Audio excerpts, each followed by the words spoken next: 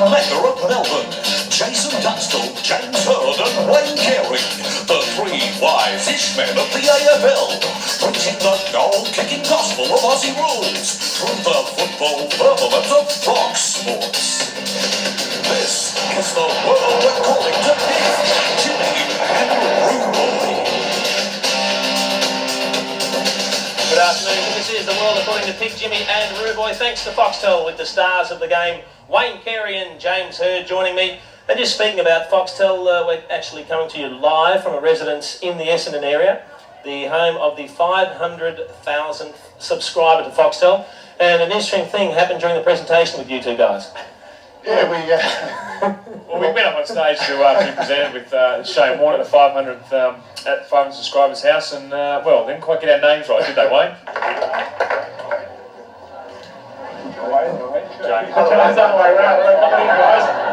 Come on in, yeah, no, absolutely. Come on in. Of course, guys, you're going to be out on the paddock, of course, this weekend.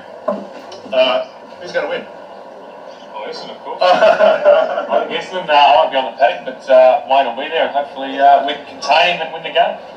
It should be a good game. I think it'll be very close. I think over the years, even we've probably had the upper hand a little bit over the years, but they've all been very, very close games, and it always comes down to the last 15 minutes. A lot of our guys have tried amino acids over the years and creatine-based amino acids, but I think if it was a guaranteed wonder drug, everyone would be using it, wouldn't One of the side effects, it does dehydrate the body, or supposedly dehydrates the body, and that leads to cramps and to injuries such as muscle tears. And if that's going to happen, you don't want to take a drug like that. Is it Masashi? How do you pronounce it? Masashi. Yeah. There's a lot of those types of things still out now. There's an energy one out now that I know a few of the guys take 20 minutes before actually going onto the ground and that sort of stuff. I honestly believe a lot of it's in the head. It is. I agree with you wholeheartedly. But if you think it's working, and it works, why not take it? If you believe it works, then it does work for you. Because it's all about being mentally prepared. Exactly, yeah. And the Masashi products that I've taken have been very good, and I've used them and I've quite liked them. Well, you're a good judge, mate.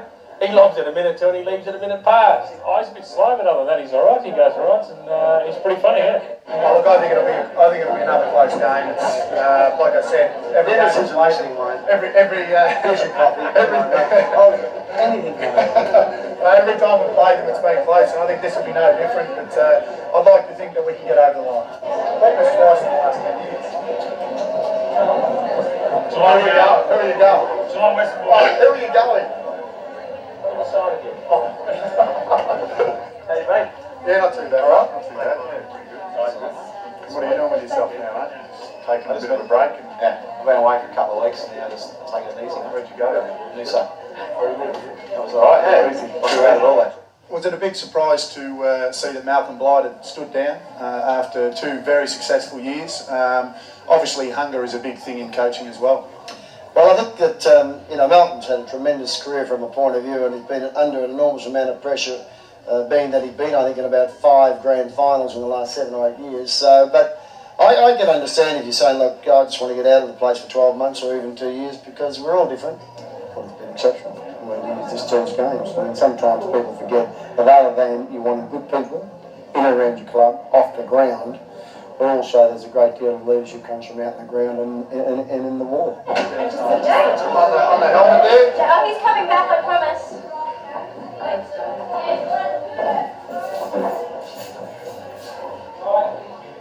There you go. just upstairs. Lovely.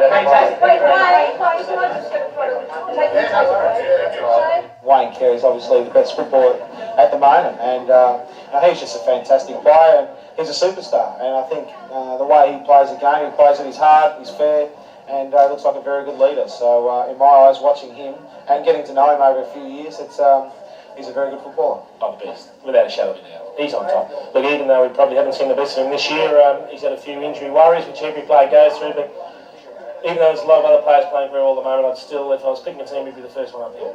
He's actually, if you read the articles, he's done it very well. He's pumped himself up, and he's waiting for the year 2001 when the TV rights and renegotiate. There'll be more money in the game of football and more money in his pay packet. Do you honestly think Dermot could coach, though?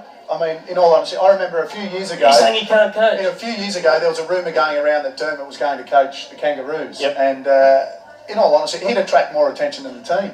He'd be walking around wanting to do all the media interviews and he'd be trying to run the show. I honestly don't think At this stage, I think he'd probably wait out another year. We couldn't have Wayne Carey and Dermot Brereton in the same side, could you? It just wouldn't go. Wouldn't fit. Jason Dunstall and Dermot Brereton, that was hard enough, wasn't it? He was on the way out then. Right. Yeah.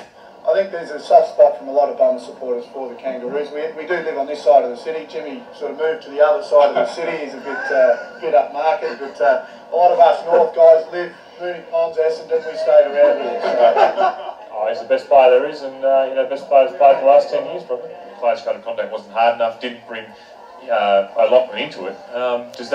Can that then put fines on him or not? What rules has he broken? He hasn't broken any rules. He's basically gone in there like any normal person would. A couple of mates arguing, and he's ended up being clocked and broken his cheekbone. He hasn't broken any rules. He hasn't gone out of his way and got in a fight in a pub and belted some innocent bystander or anything like that. So he hasn't broken. Does the club have the ability to get money back from him, or would they pay him match payments, or that wouldn't fall under injury payments? Would No, obviously he'd have to satisfy the club that it was an accident, just one of those things, which is unfortunate because the Swans are really struggling at the moment. This is the World